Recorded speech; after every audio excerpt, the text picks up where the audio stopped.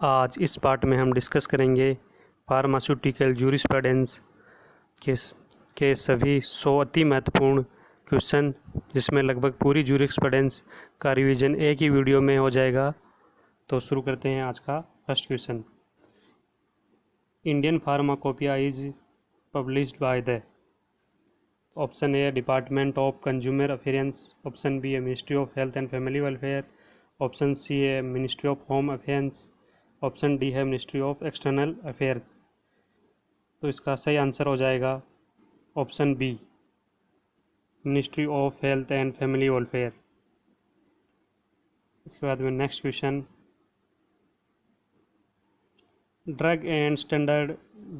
Central drug standard control organisation CDSCO under which department.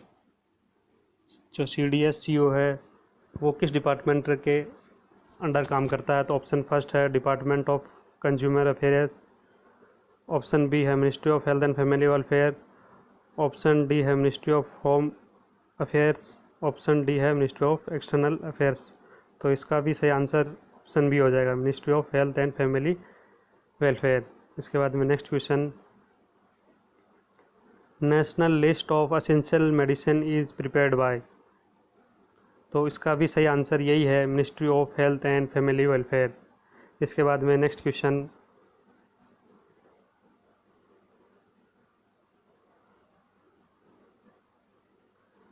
The essential commodities act is comes under which department. Option ए है department of consumer affairs, option B है ministry of health and family welfare, option सी है ministry of home affairs, option D है ministry of external affairs. तो इसका सही answer हो जाएगा department of consumer affairs. Option a is right answer. इसके बाद में नेक्स्ट क्वेश्चन,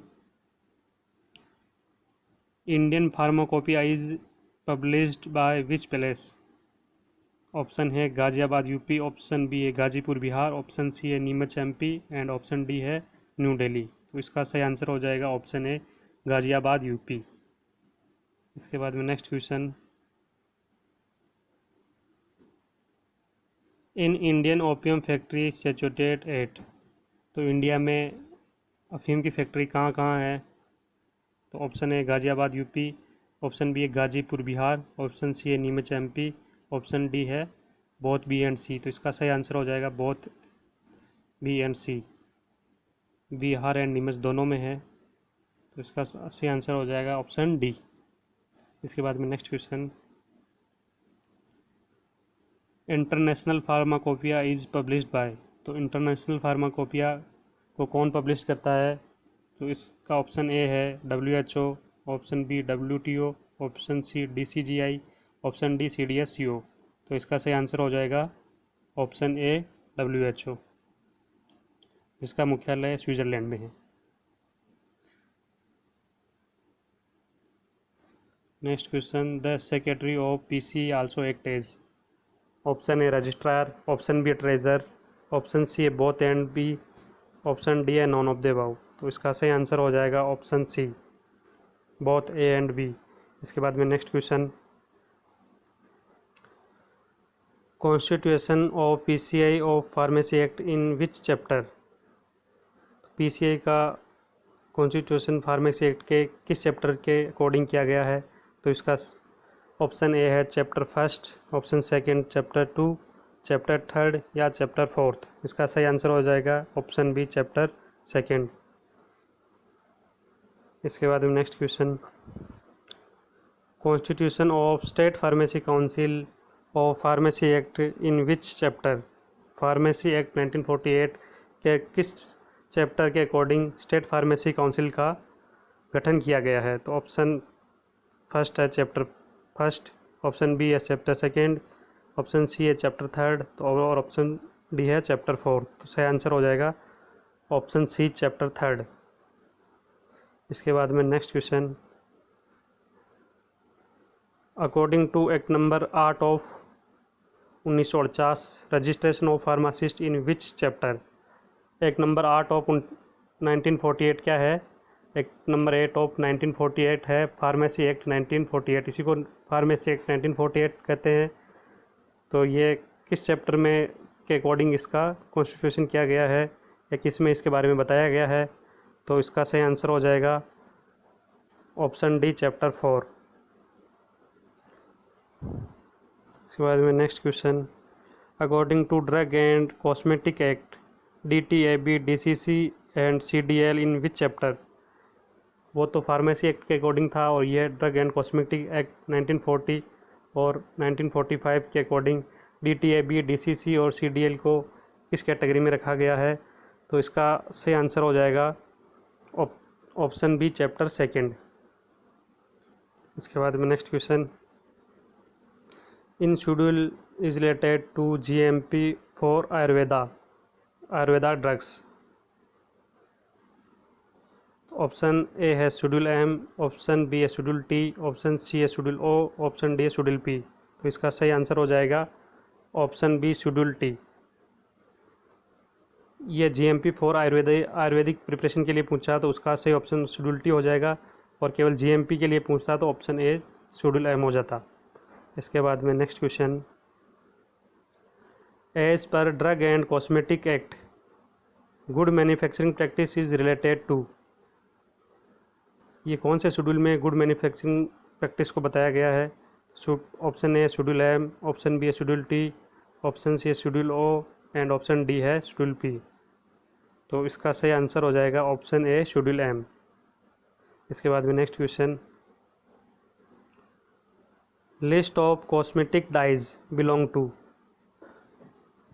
तो ऑप्शन ए है शेड्यूल M, ऑप्शन बी है शेड्यूल T, ऑप्शन सी है schedule Q and option D है शेड्यूल P। तो इसका सही आंसर हो जाएगा डाई मतलब कलर के बारे में पूछा है। तो कलर वगैरह जो जितने भी कलर हैं ये कौन से शेड्यूल में आएंगे, तो ये हो जाएगा ऑप्शन सी शेड्यूल Q। इसके बाद में नेक्स्ट क्वेश्चन, वैक्सीन सिरा and toxoids comes under the. Vaccine सिरा और टॉक्सोइड किस शेड्यूल के अंदर आते हैं, तो इसका सही आंसर हो जाएगा option A schedule C।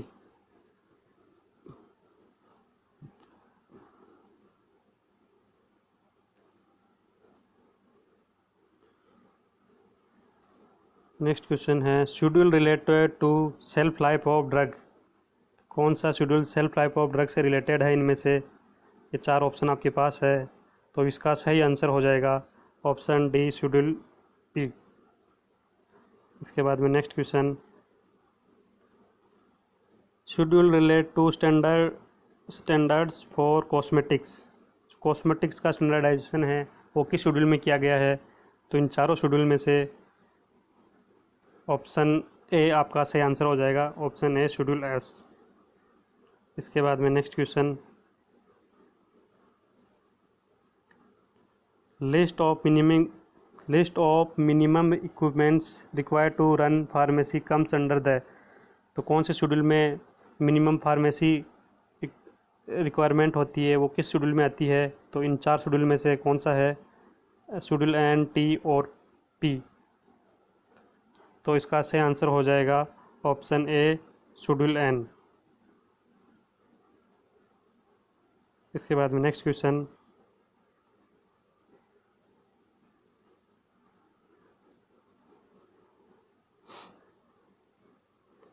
Standards for surgical dressing are given in. तो सर्जिकल ड्रेसिंग के लिए कौन सा शेड्यूल में स्पेसिफाई किया गया है, तो इसका इस 4 ऑप्शन में से कौन सा सही आंसर होगा, तो ऑप्शन बी आपका राइट आंसर हो जाएगा शेड्यूल F 2।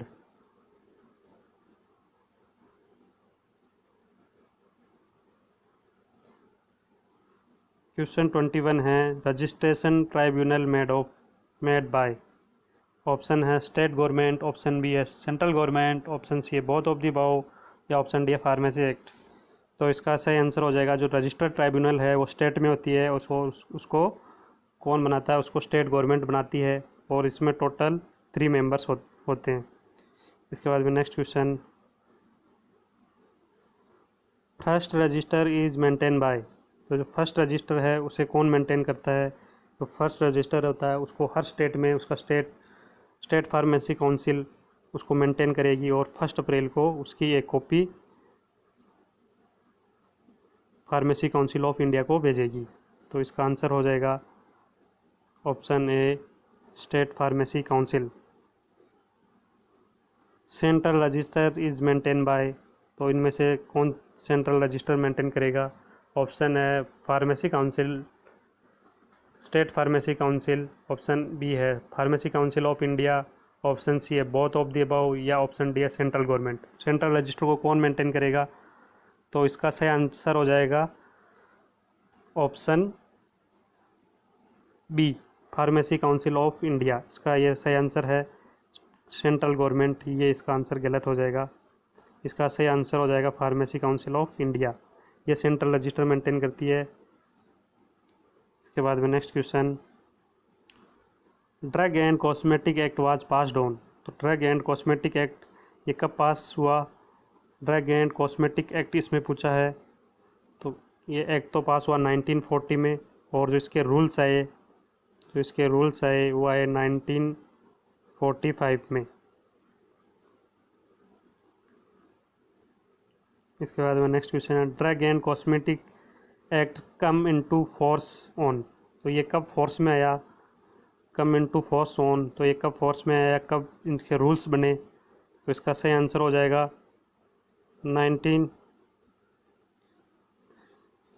1945।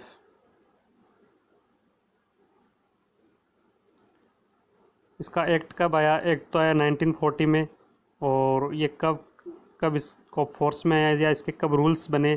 तो इसके रूल्स वगैरह जो बने हैं वो बने हैं 1945 में, इसमें कन्फ्यूज़न नहीं होना है। इसके बाद में next question,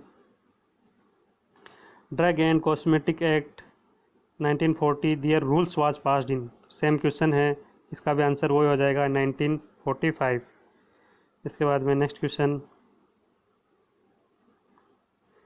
the drug and magic act, जिसको ही बोलते हैं objectional advertisement act, was passed on, तो ये कब पास हुआ? ऑप्शन है 10 अप्रैल 1940, ऑप्शन बी है 1 अप्रैल 1955, ऑप्शन सी है 1954, या ऑप्शन डी है 1945। ड्रग एंड मैजिक एक्ट, जिसको ऑब्जेक्शनल एडवर्टाइजमेंट एक्ट बोलते हैं, वो पास हुआ था, ऑप्शन बी राइट हो जाएगा 1 अप्रैल 1955।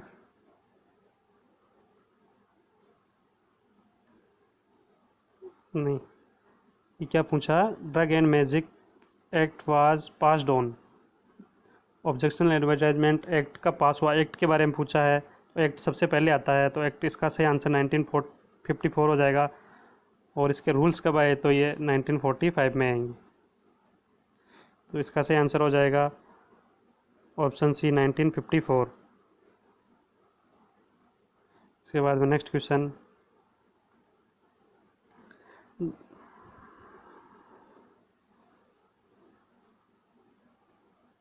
हाँ इसके बाद में नेक्स्ट क्वेश्चन ये हो गया, drug and magic act come into force on, come into force बोल दिया है, इसका मतलब इसके रूल्स के बारे में ये पूछ रहा है, इसके रूल्स वगैरह कब आए? तो इसका आंसर हो जाएगा 1 अप्रैल 1955, और ये आया 1954 में इसके एक्ट आया।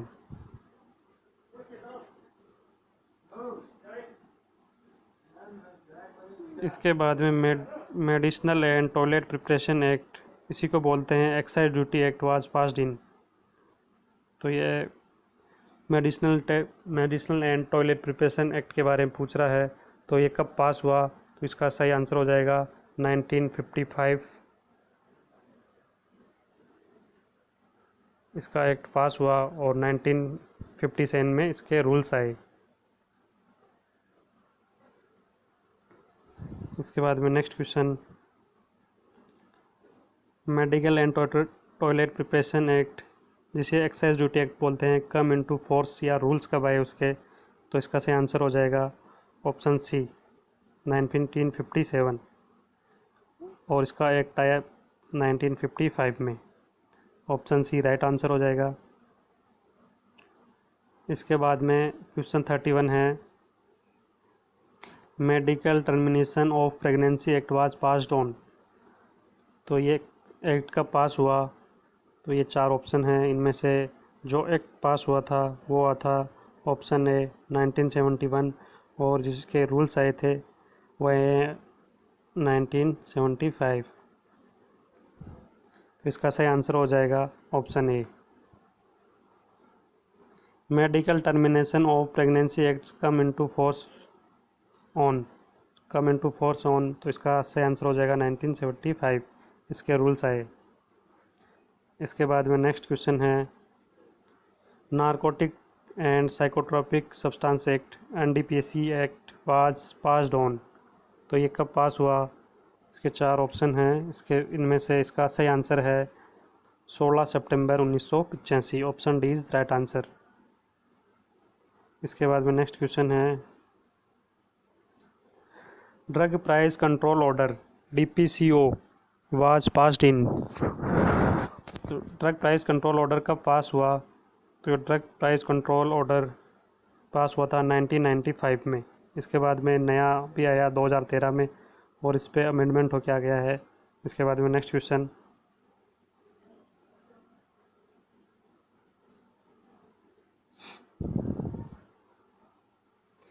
the form for the issue of license to sell, stock, exhibit for sale of distribution drug in Schedule X in retail is, तो इसका सही आंसर हो जाएगा ऑप्शन बी,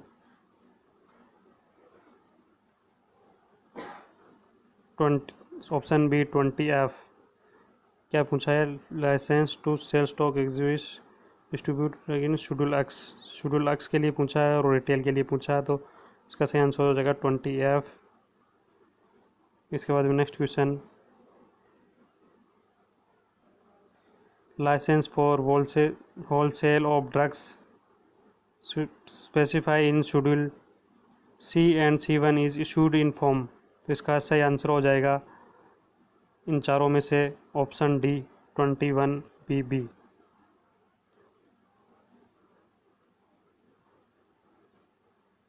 इसके बाद में नेक्स्ट क्वेश्चन है, license to sell drug by retail specify in schedule C1 note X is given in form, तो इसका सही आंसर हो जाएगा ऑप्शन C 21।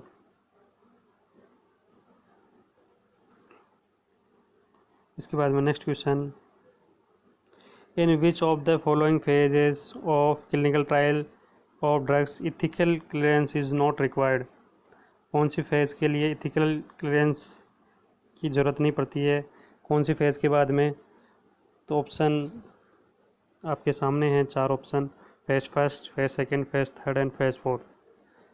तो फेज़ फोर्थ में इथिकल क्लियरेंस की ज़रूरत नहीं पड़ती है, या ऐसी क्वेश्चन को ऐसे भी कह सकते हैं, किस फेज़ के बाद में इथिकल क्लियरेंस की ज़रूरत नहीं पड़ती है, तो उसका आंसर हो जाएगा फेज़ थर्ड। तो इसका आंसर हो गया phase second, phase fourth, option D.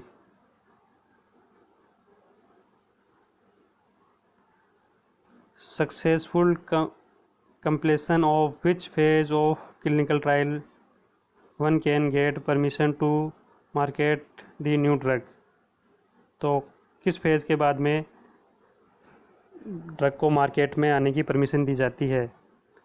तो इस चार ऑप्शन हैं, चारों में से सही आंसर हो जाएगा फेज़ थर्ड। फेज़ थर्ड के बाद में कोई भी मेडिसिन 3 फेज़ की ट्रायल होने के बाद में मार्केट में आ जाती है, और चौथी जो फेज़ है वो मार्केट में आने के बाद में उसकी स्टडी की जाती है। उसके बाद में next question, in which of the following phases of clinical trial of drug study adverse effect, तो एडवर्स इफेक्ट कौन सी फेज़ में, क्लिनिकल ट्रायल की फेज़ में हम उसके साइड इफ़ेक्ट वगैरह देखते हैं? तो इसका सही आंसर हो जाएगा फेज़ फर्स्ट में, उसके जितने भी साइड इफ़ेक्ट वगैरह जो आते हैं उसके फेज़ फर्स्ट में ही हम नोट कर लेते हैं, तो इसका सही आंसर हो जाएगा ऑप्शन ए। इसके बाद में next question, in which of following phases of clinical trial drug study efficacy and safety, drug की एफिकेसी और सेफ्टी कौन सी स्टेज में देखते हैं? तो ये 4 फेज़ हैं, इनमें से फेज़ थर्ड में ड्रग की एफिकेसी एंड सेफ्टी देखते हैं। इसके बाद में नेक्स्ट क्वेश्चन है, the pharmacy act was passed in, pharmacy act इनमें से कब, 4 ऑप्शन है, इनमें से कब पास हुआ? तो 1948 में फार्मेसी एक्ट पास हुआ, और इसका सही आंसर हो जाएगा 4 मार्च 1949। तो ऑप्शन सी सही हो जाएगा इसका राइट आंसर। इसके बाद में next question, the pharmacy act was divided into. इसके बाद में 4 कुछ ऑप्शन हैं, इनमें से कौन सा, कितने इसमें चैप्टर है और कितने सेशन हैं। तो इसका सही आंसर हो जाएगा 5 चैप्टर और 46 सेशन। इसके बाद में next question, pharmacy council of India PCI was first time constituted in. PCI कब बनी फर्स्ट टाइम, तो इसका आपको ईयर बताना है। 1930, 1940, 1949 या 1948। तो इसका सही आंसर हो जाएगा ऑप्शन सी 1949। इसके बाद में नेक्स्ट क्वेश्चन है,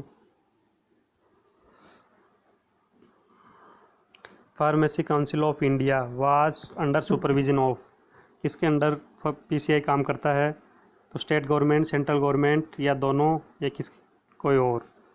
तो इसका सही आंसर हो जाएगा सेंट्रल गवर्नमेंट। नेक्स्ट क्वेश्चन,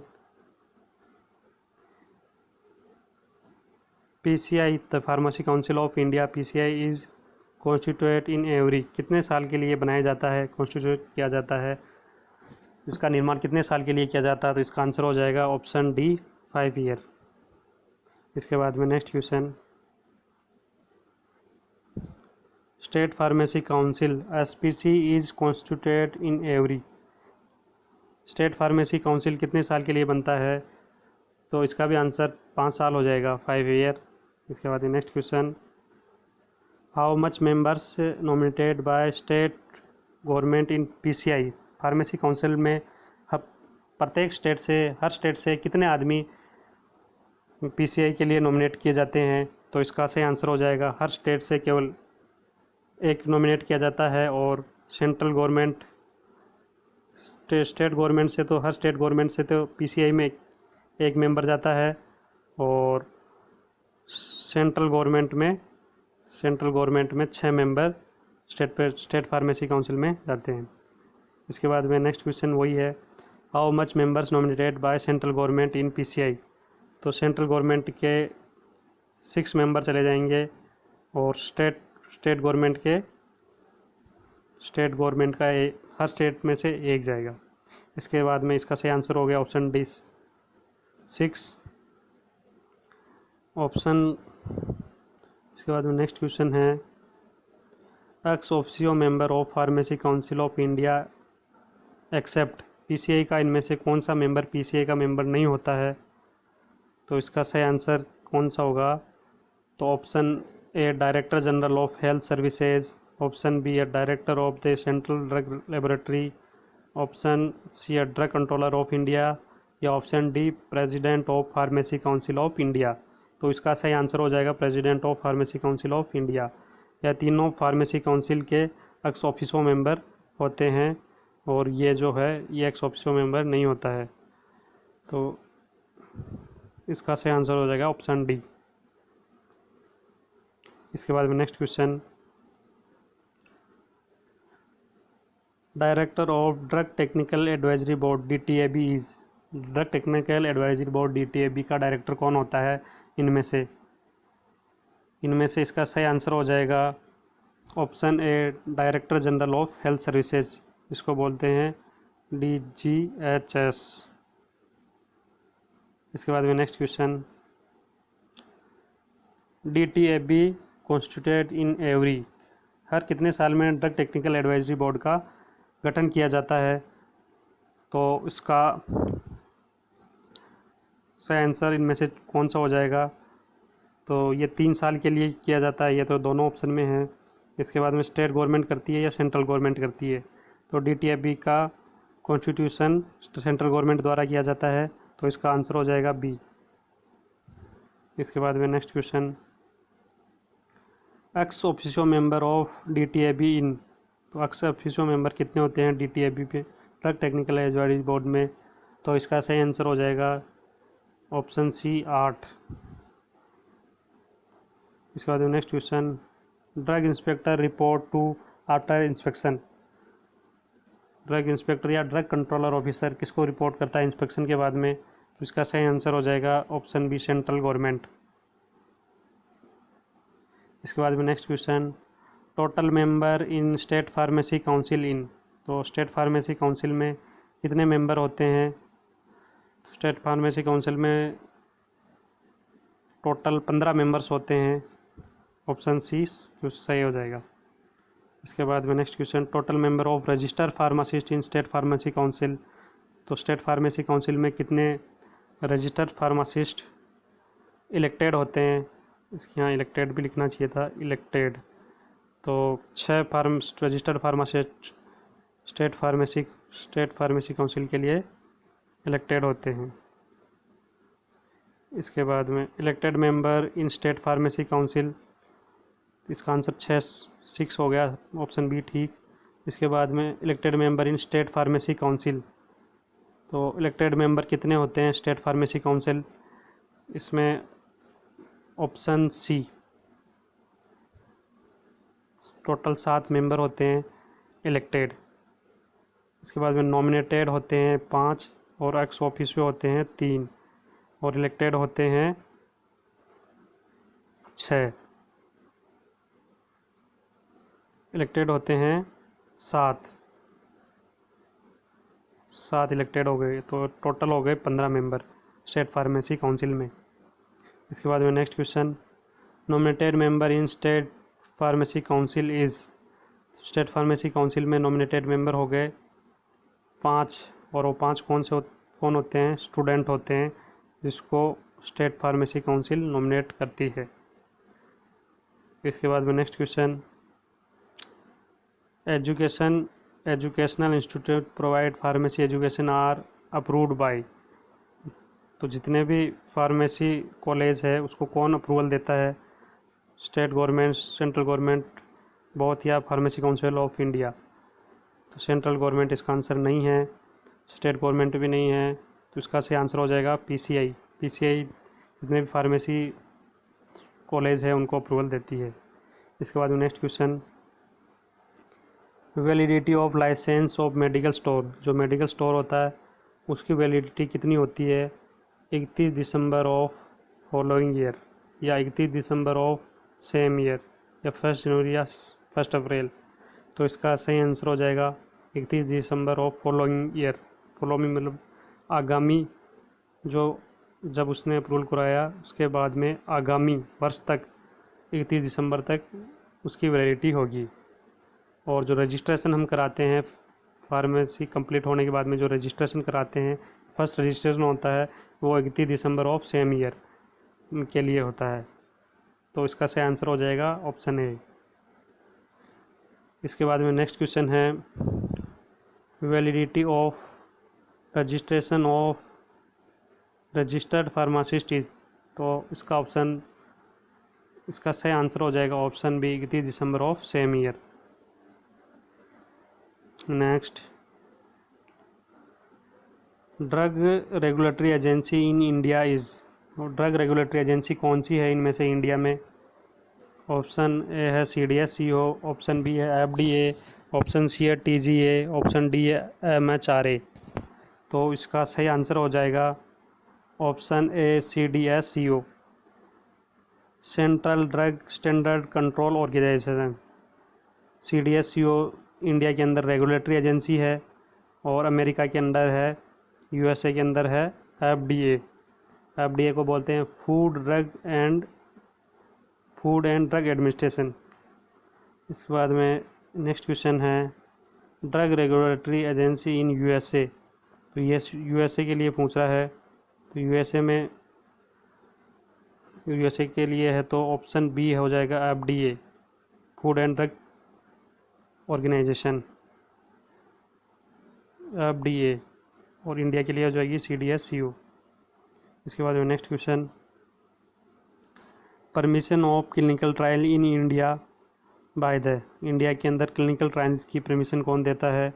तो इसका सही आंसर हो जाएगा क्लिनिकल ट्रायल्स की परमिशन पहले सेंट्रल ड्रग कंट्रोल ऑर्गेनाइजेशन। कोई भी न्यू मेडिसिन आई, न्यू ड्रग एप्लीकेशन आई, उसको सबसे पहले CDSCO के पास आएगी, सेंट्रल ड्रग कंट्रोल ऑर्गेनाइजेशन के पास आएगी, वो उसको DCGI के पास भेजेगा, drug controller general of India के पास भेजेगा, फिर वो उसको क्लिनिकल ट्रायल के लिए अप्रूवल देगा। तो सबसे पहले कोई भी नई ड्रग है या कोई एलिमेंट्स मेडिसिन मार्केट में आती है तो वो सेंट्रल ड्रग CDSCO से परमिशन लेता है, CDSCO फिर DCGI के पास भेजता है और DCGI ही क्लिनिकल ट्रायल वगैरह और सभी की परमिशन वो ही देता है। तो इसका सही आंसर हो जाएगा option D. Permission of new drug application NDA in India by the, new drug application की कौन परमिशन देता है? तो उसकी परमिशन देता है, न्यू ड्रग एप्लीकेशन की परमिशन देगा आपको ऑप्शन ए CDSCO।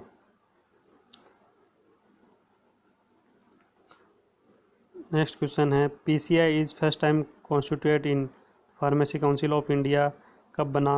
1949 में बना, ये तो पता है, लेकिन कब बना? 8 मार्च को बना या 9 मार्च को बना? तो इसका सही आंसर हो जाएगा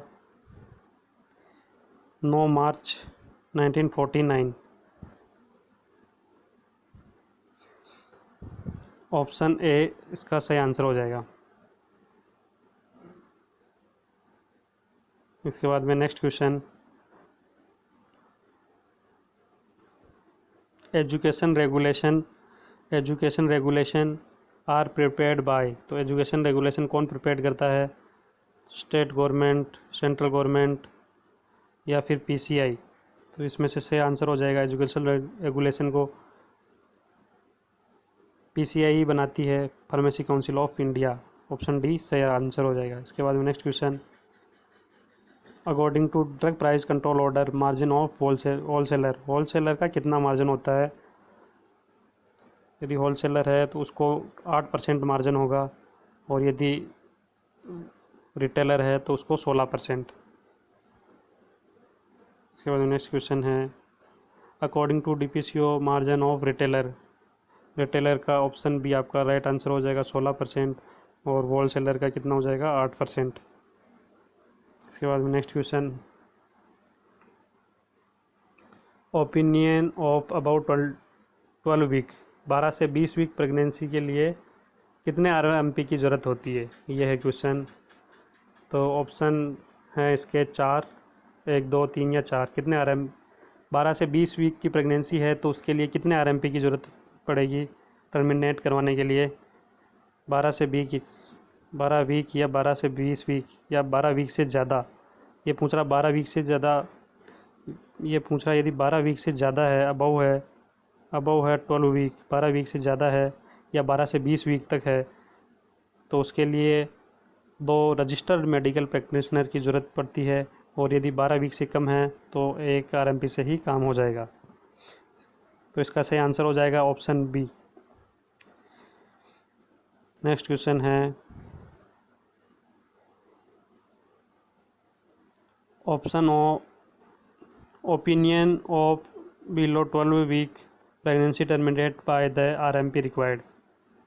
तो ये कह रहा बिलो 12 वीक, तो 12 वीक से यदि कम की प्रेगनेंसी है तो कितने RMP की ज़रूरत पड़ेगी?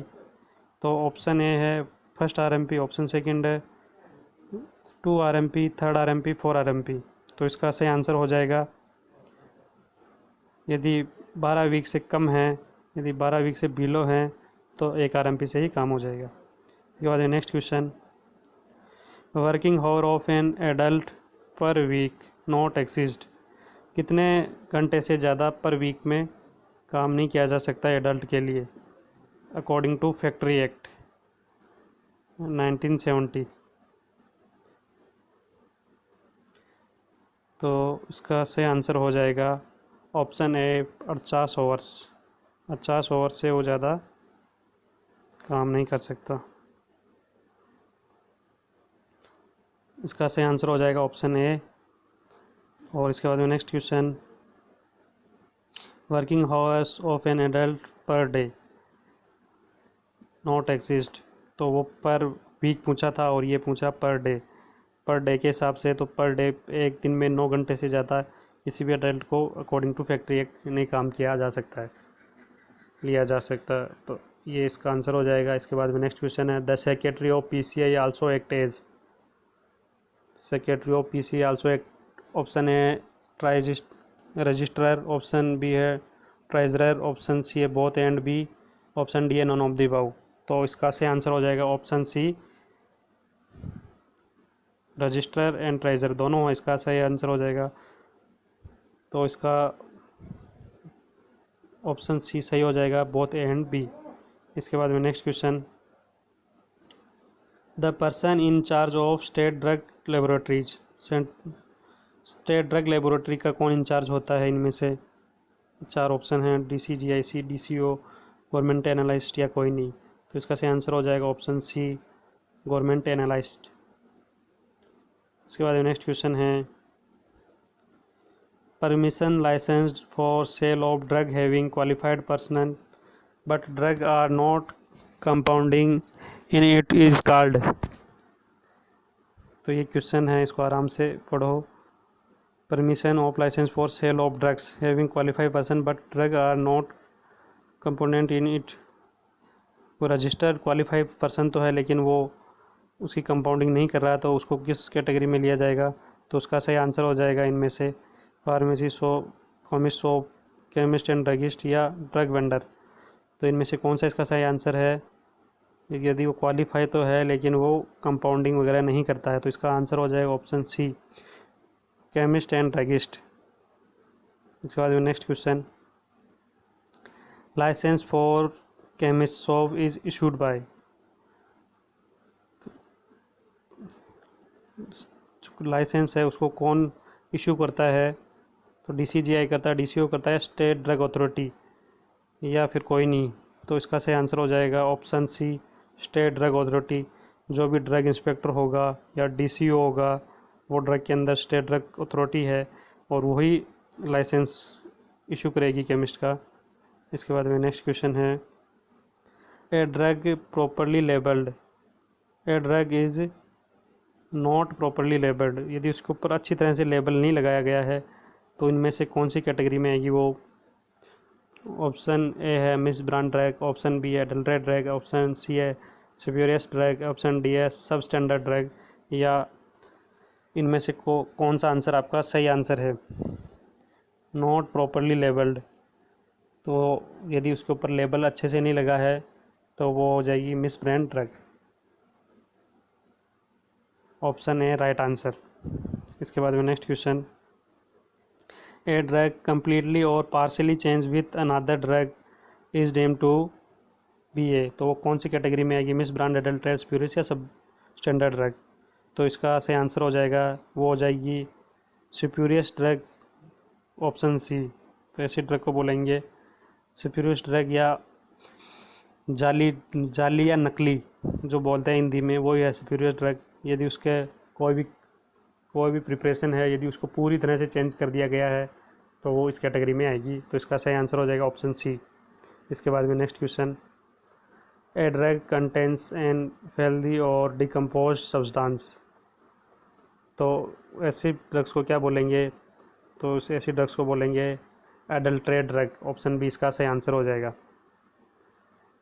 इसके बाद में next question, every year the register of state pharmacy council is required to print the register. Option है आपके 1 जनवरी, 1 फरवरी, 1 मार्च या 1 अप्रैल। तो इसका सही आंसर हो जाएगा 1 अप्रैल, ऑप्शन डी। इसके बाद नेक्स्ट क्वेश्चन है, a list of allopathic poison are given in schedule. जितने पॉइजन वगैरह एलोपैथिक के पॉइजन हैं वो कौन से शेड्यूल में आएंगे? तो इसका सही आंसर हो जाएगा ऑप्शन ए, शेड्यूल ई। शेड्यूल ई के अंदर वो आएंगे। इसके बाद में नेक्स्ट क्वेश्चन है, प्रिस्क्रिप्शन ड्रग्स अंडर कम्स, जो लिस्ट ऑफ प्रिस्क्रिप्शन ड्रग है वो शेड्यूल एच के अंदर आएगी, ऑप्शन डी सही आंसर। इसके बाद में drug which under medical supervision comes under schedule, जो मेडिकल सुपरविजन जो डॉक्टर की देखरेख में दी जाती है वो आएगी शेड्यूल जी में। तो सही आंसर हो जाएगा ऑप्शन सी। इसके बाद में next question, generic drugs comes under schedule, तो जेनरिक ड्रग कौन सी शेड्यूल में आएगी? तो शेड्यूल डब्ल्यू में जेनरिक ड्रग आएगी। ऑप्शन डी सही आंसर हो जाएगा।